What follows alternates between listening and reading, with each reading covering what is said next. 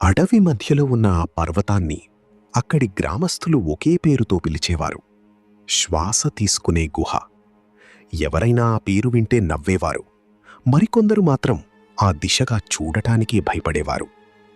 Alias Mercer 12 సంవత్సరాలుగా అడవిలో రేంజర్గా పనిచేస్తున్నాడు.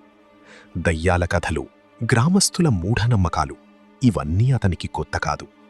అందుకే క్యాంపర్లు గుహ శ్వాస తీసుకుంటోంది అని చెప్పినప్పుడు అది గాలి ఒత్తిడి వల్ల వచ్చే శబ్దమేమో అనుకున్నాడు. 3వ రోజు ఉదయం అతను ఒంటరిగా ఉత్తర కొండల వైపు బయల్దేరాడు. గంటల తరవాడి నడచిన తర్వాత పచ్చని పూలు, చెట్ల వేర్లు మధ్య ఒక చీకటి చీలిక కనిపించింది. అదే ఆ గుహ. అతను దగ్గరికి వెళ్ళిన క్షణం లోపల నుంచి గాలి బలంగా లోపలికి లాగినట్టుగా ఒక శబ్దం వినిపించింది. కొన్ని క్షణాల తర్వాత వెచ్చని గాలి అతని ముఖాన్ని తాకింది. ఎలియాస్ గుండె ఒక్కసారిగా బలంగా కొట్టుకుంది. చుట్టూ ఒక్క చెట్టు ఆకు కదలటం లేదు. కానీ ఆ గుహ మాత్రం నిజంగానే శ్వాస తీసుకుంటోంది. ఆ రాత్రి రేంజర్ స్టేషన్కి వెళ్లి పాత రికార్డులు వెతకడం ప్రారంభించాడు. గంటల తర్వాత 1967 తేదీతో ఉన్న ఒక పాత ఫైల్ కనిపించింది. అది మరో రేంజర్ థామస్ కీన్ రాసిన రిపోర్ట్. మొదటి పేజీల్లో ఉష్ణోగ్రతలు, గాలి ఒత్తిడి, రాతి నిర్మాణాల గురించి నోట్లున్నాయి.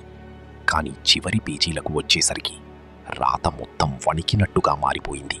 ఒక వాక్యం మాత్రం 3 సార్లు అండర్లైన్ చేసి ఉంది.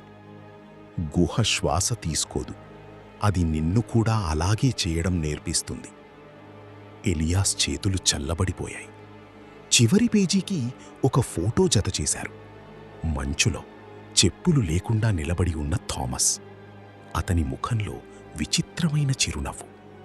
అతని చూపు మాత్రం గుహవైపే ఉంది. ఆ రాత్రి ఎలియాస్ స్టేషన్ తలుపులు లాక్ చేసి పడుకున్నాడు.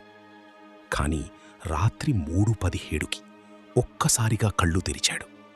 తాను మంచం మీద లేడు. బయట అడవిలో నిలబడి ఉన్నాడు. చెప్పులు లేవు.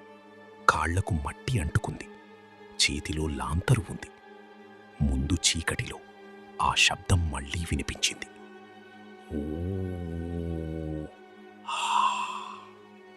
ఎలియాస్ తెలియకుండానే ముందుకు ఒక అడుగు వేశాడు.